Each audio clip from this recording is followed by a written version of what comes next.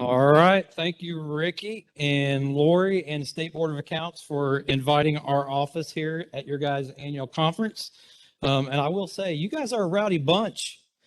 I'm sitting up here in the front, and all of a sudden I hear everybody yelling out bingo numbers. I'm like, did I come to the right conference, or what's going on here? So, and before we get started, I know I only got 30 minutes, and I have a lot of information to share with you guys. I know the PowerPoints have been offered to you guys and provided beforehand, but is there anybody here representing Decatur County by raise of hands? Okay, I've got to ask, is the grandma on demand a legitimate thing? Do you know what I'm talking about?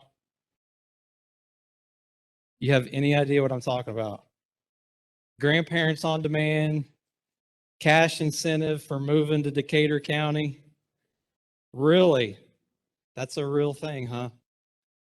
Okay, my brother lives in Greensburg, and he hasn't mentioned anything to me about that. So, just curious. All right. So we're going to go ahead and get started here. My name is Todd Jennings. I'm with INDOT Office of Transit. I'm going to kind of explain our program, what we manage on a federal level, state level, and hopefully give you guys a little bit of an idea of how we operate and what we're responsible for. So INDOT Office of Transit is part of INDOT's multimodal division, and multimodal is made up of transportation, aviation, rail, and freight. And you can see there by the slide, the section of our office that I'm going to primarily emphasize today is the 5311 program. And just by a raise of hands, just out of curiosity, before you were provided the PowerPoint prior to the presentation today, by a raise of hands, if I would have came up here this afternoon and said, what do I mean when I reference the 5311 program? By a raise of hands, how many could give me a brief explanation of what they think that program entails? Just by a raise of hands. Raise them high so I can see. Like 3 or 4 of you. All right.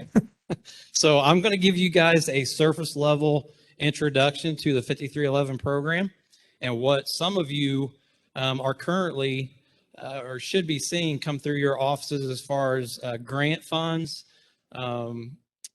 what those funds are used for, and the like. So some of you here today, your county commissioners are not in any type of contract with the state for any federal funds. The funds I'm going to identify here in a few minutes, but some of you guys, although you're not in a pass-through agreement or in a contract to receive those funds, your county may be receiving public transportation through another county's contract and receipt of these funds. So the 5311 program is what I'm going to emphasize this morning or this afternoon. We're in a contract also with RLS and Associates. They're just a transit consulting firm that we obtain technical assistance and other resources from to help manage the federal program. So the primary purpose, the 5311 program, what am I referring to? The 5311 program are the federal funds that the state receives each year on an annual basis from the Federal Transit Administration. That is the federal entity that oversees our office.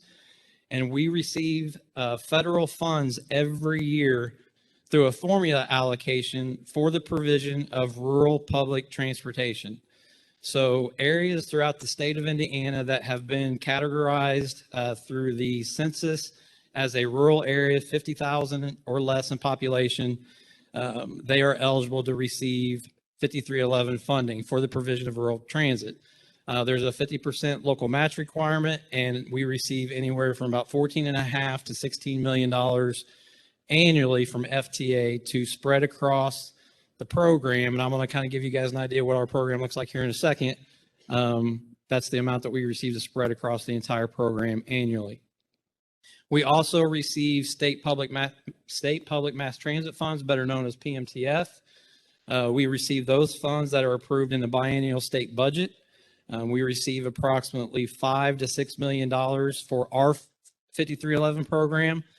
The state PMTF funds are awarded across the board statewide for both rural and urban transit systems. So your large urban systems, your fixed route like Indigo, Fort Wayne Transit, Gary Transit, they all receive the state funds as well. But there's 4 different groups. I'm not going to go into detail about the groups, but there's 4 groups of public transit within the state that receive PMTF funds, and we're categorized in Group 4, which is the Rural Transit Program. And like I said, we receive about $5 to $6 million every year to help support transit.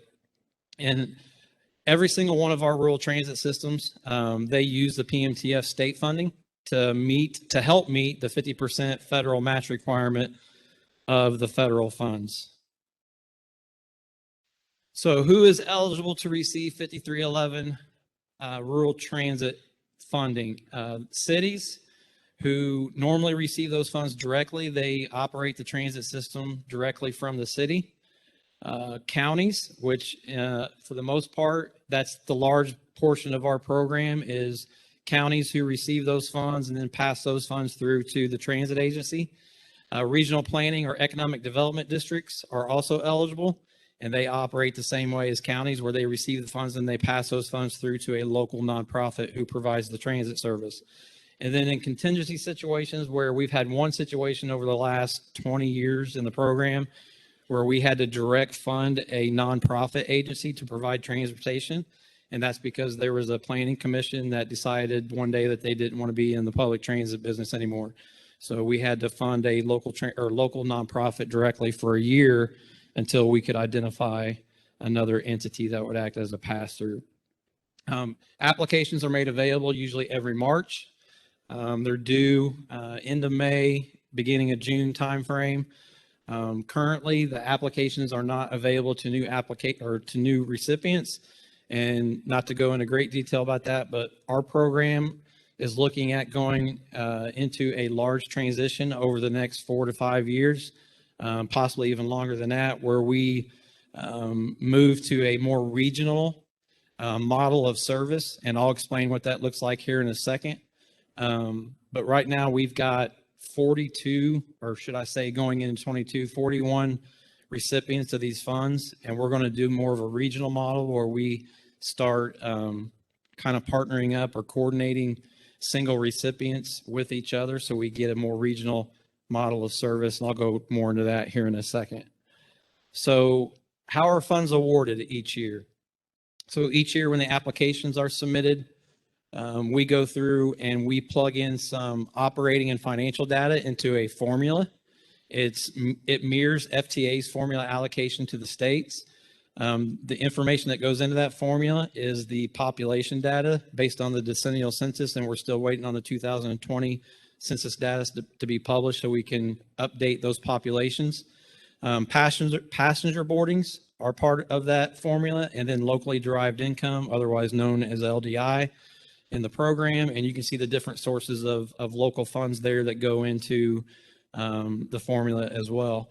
And then part of the formula distribution or award of the funds each year, we have a discretionary element, and we base that discretion on how we move or adjust funds around after we plug in the formula and it spits out what each county is going to get or each recipient is going to receive.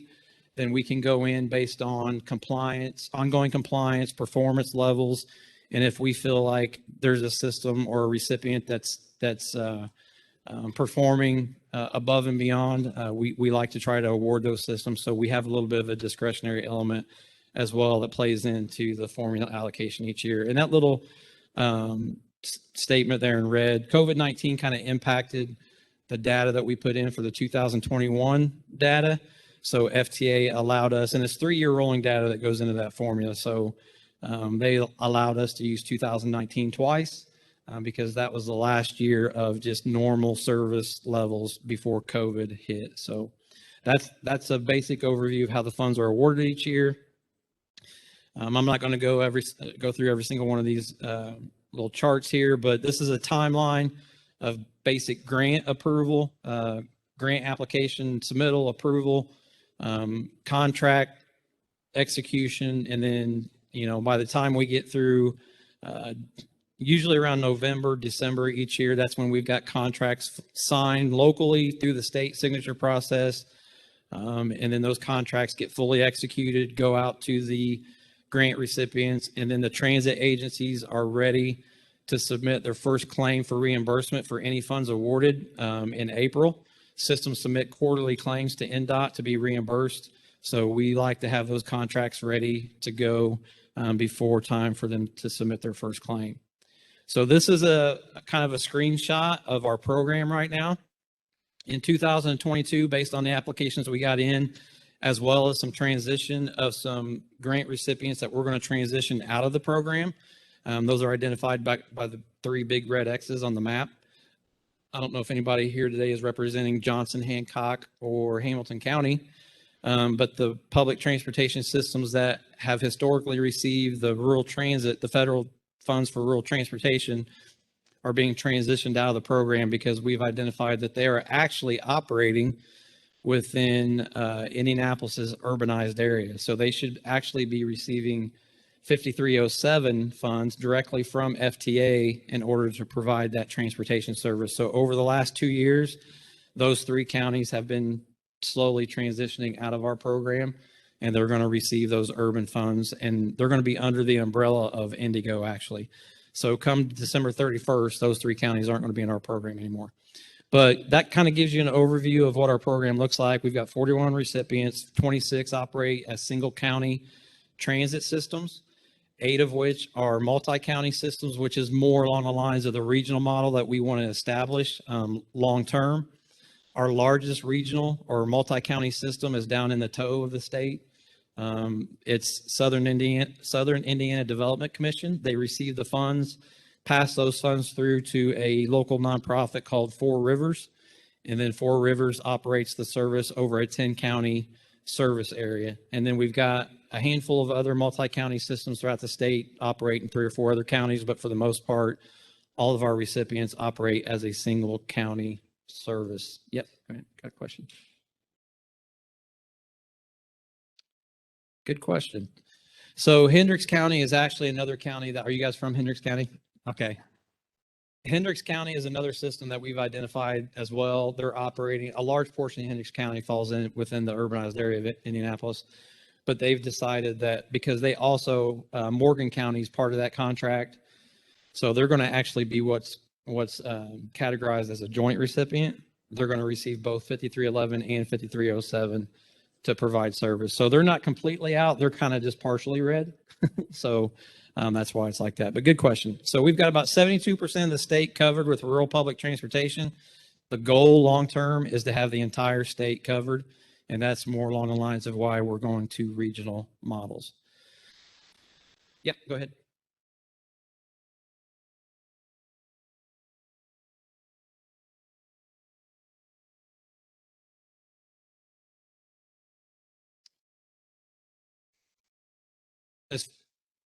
As far as the 5311 funds that were going to those 3 counties, yeah, it just gets distributed across the entire program. So the funds that they would have normally received are going to get split up and allocated to the entirety of the program. Yeah, good question. All right, so compliance. We got a room full of county auditors, so this is kind of more in the realm of your ballpark of what you should be concerned about. So compliance, how do we monitor? We've got a new grant management software that we procured about 3 years ago. It has greatly improved the manner by which we manage the program. We actually met with Ricky and Lori and State Board of Accounts a couple times over the last year, and we've given their office actually access to that grant management system. Which, have you guys had any issues with that, by the way? Anybody? Okay. So anyway. One of the things that we would recommend is if your county is in a pass-through agreement with a local nonprofit to provide transportation, I would highly recommend that you contact your transit agency, the agency director there, and see if you guys can obtain access to this grant management system. Because as county auditors, especially again, going back to if you're in a pass-through agreement for the provision of transportation, receiving these federal funds, there is oversight responsibility that you have, and we're going to get into the meat of that here in a minute. But I would highly recommend that you contact the transit agency and see about obtaining access to that system. And then if you need further assistance with that, you can contact me specifically, and I can get you guys acclimated with the system. So basically what we do, our systems are scheduled for compliance reviews every 4 years. They're on a rotating basis because as I mentioned, we've got 41 subrecipients going into 2022. So we split those up We usually conduct anywhere from a dozen to 14, 15 reviews a year. We do it through this system now. It usually operates just like any compliance review or any type of audit would be conducted. Notify the system beforehand. They usually upload some documents so we can review them before we actually conduct the on-site visit. Any findings that are identified, we create corrective action plans, and then they submit those corrective actions. And the goal is to get the compliance review closed out within 90 days of initial implementation of that review. So moving into 2022, if you see your county on that list in red, that transit system or those county commissioners are going to be subject to a compliance review, specifically in regard to the 5311 federal transit funds that they receive. The 2020 reviews are the ones that we just closed out about middle way through this year because those reviews got delayed because of COVID. But again, they're on a 4-year rotating basis. So if you see your county represented up there, you're probably going to be contacted either by the county commissioners or from our office to be part of that compliance review on some level. So annual technical reviews, we also try to get out to the systems on an annual basis for face-to-face, communication. COVID put a damper on that, just like every industry. I mean, a lot of virtual meetings took place over the last couple of years, but starting in January, we're going to get back out to the systems and start meeting once again face-to-face with our systems. We usually use these technical reviews just to touch base with them, make sure that any findings identified on a prior compliance review, that system isn't falling back to old practices or old habits, and once again becoming non-compliant. So one of the things that we take pride in, honestly, between the 3 project managers in our office over this program, is we love getting out and visiting our transit systems and having those face-to-face meetings with them. FTA is actually kind of given us a pat on the back multiple times about the communication and the manner by which we actually get out, put wheels to the road and get out and visit our transit system. So that's something we're pretty proud of. But again, the process is just to kind of touch base with them on an annual basis and help provide any technical assistance that they may have from year to year. And then FTA state management reviews. Federal Transit Administration comes in every 3 years. They review us as a state, how we manage the program, how we ensure compliance with the allocation of the federal funds that they provide. Our next compliance review with FTA is scheduled to occur in 2023. One of the things I wanted to highlight as far as when FTA comes in is they always identify 2 to 3 transit systems that's receiving these funds as a site that they want to visit during their state management reviews. Depending on the auditor, I know back in 2016, we spent, it was almost 5-6 hours at the transit agencies. It was 2 days worth of setting with the transit system, going over their information. The last state management review we had, we was at the transit systems for maybe an hour. So it just depends on the auditors that we have that come in from FTA. But if you're representing a county that gets identified as a site that FTA would like to visit, you will definitely be getting a phone call from our office, and we'll come in and work with you to get everything prepared accordingly to prepare for that review. We have a long history of successful state management reviews with FTA, so that's something we're pretty proud of. So getting into the contracts part of it, and I'm going to kind of have to rush through this because I've only got 10 minutes left. So the contracts and grants, honestly, if you're representing a county that's receiving these funds and in a pass-through agreement, this is what the funds are going to look like over the next 3 years. Okay. And I saw on the agenda where Ricky's going to talk about American Rescue Plan funds and CARES funds. Those are 2 sources of funding that our systems are receiving right now, on top of the other funds that they always historically receive as well. So I'm going to run through these slides pretty quick. You've got them as part of your binders there, so you can go back and reference it after the conference is over. If you got any questions, you can definitely contact me and I'll kind of clarify.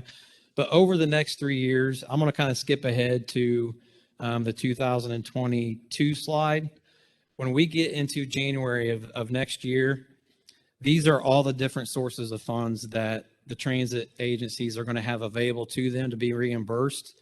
So if you're an auditor, again, representing a county that's in a pass-through agreement for these funds, At some point in time, you're going to see American Rescue Plan funds come through, CARES funds, 5311 funds, PMTF funds, and any local funds that's identified as part of those grants as well. So that kind of gives you an idea and a screenshot of what you can expect to see come through, again, if you're in a contract for those funds. 2023, again, our hope is once we get into 2023 that any remaining CARES funds that's left over, we'll be able to reimburse those funds, close that grant out, and then we'll get back into normal operating. And the funds that you'll see come through from that point on will just be their 5311 funds that they normally receive each and every year. So here's kind of a chart, shows what the systems are going to be seeking reimbursement for over the next 3 years. Just kind of leave that up there for a few seconds, kind of let you eyeball that, kind of take a look at it. But again, it's kind of a spaghetti bowl of federal sources of funds that our systems are going to be seeking reimbursement for. All right, the last part of it that I want to kind of hit up real quick, which was kind of the reason why I met with Lori and Ricky, and so glad I was able to be part of this conference today, is just to kind of give you guys a little bit of a heads up on what's coming. Again, if you're in a contract and have a pass-through agreement with these local nonprofits to provide rural transit and receive these funds. So pass-through agreements, there are federal requirements if your county is receiving these funds and have a pass-through agreement with these local nonprofits. And what we're seeing largely across the board, and this has been a problem that we've identified for some time now, is that there is a substantial lack of communication, coordination, partnerships among the county commissioners acting as the grant recipients and the local nonprofits who provide the transportation service and are subrecipients of the funds. Every time we go into a compliance review, I don't want to say every time, that's an extreme use of the word, but a large portion of the time when we go in and do compliance reviews and we start asking questions about the partnership and the coordination between the county commissioners and the transit system, there is a lacking of that partnership that we're seeing.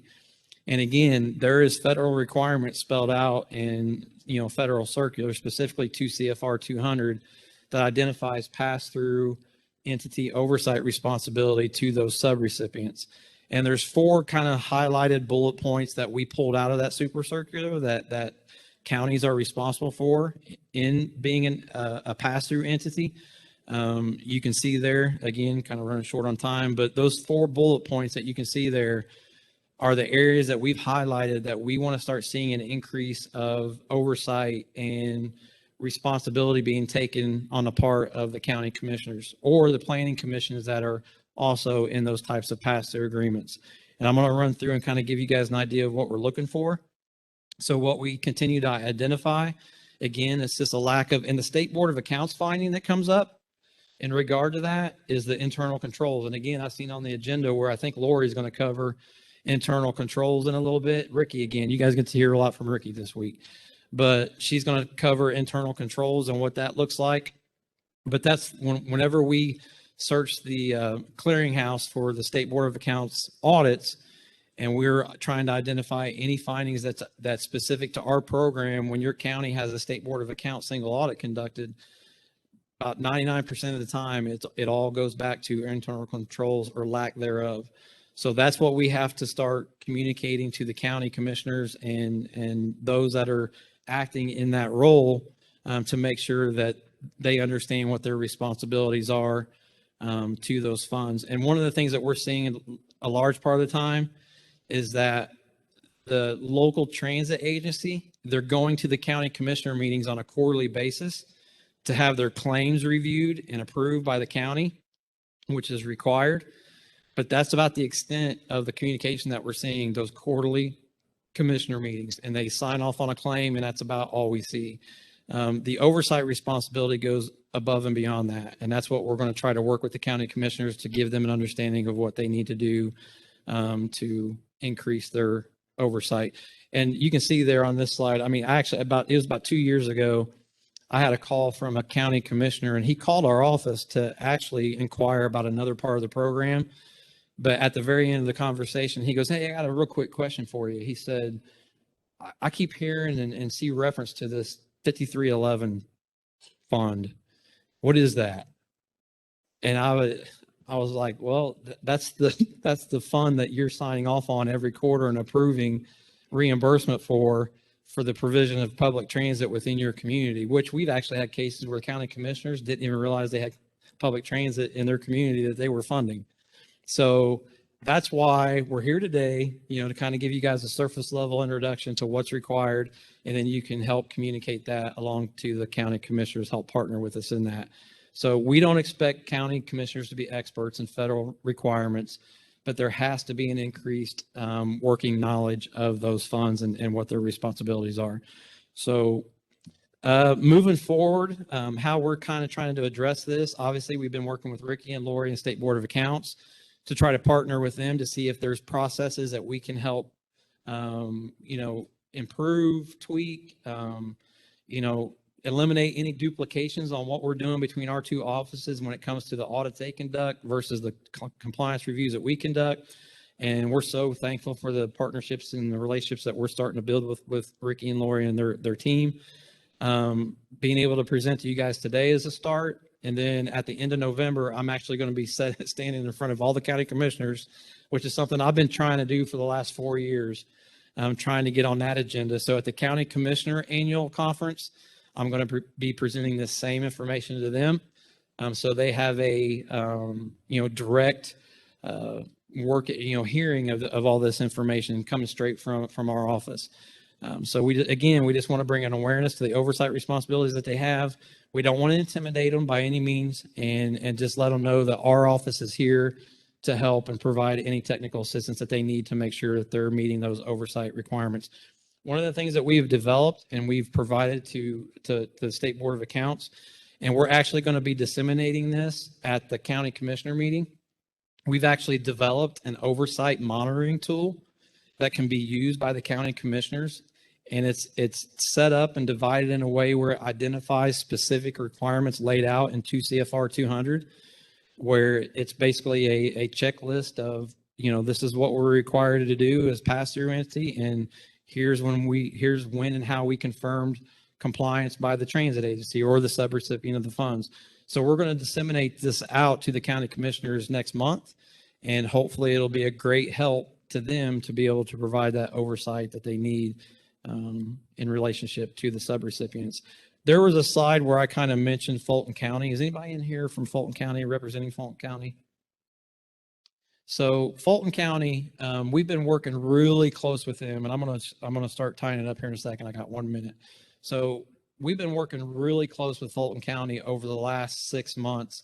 They had a transition in the agency director at the local transit system there, and the individual that took over that position was really, green, and needed a lot of technical assistance in order for just to come up to speed on the federal program.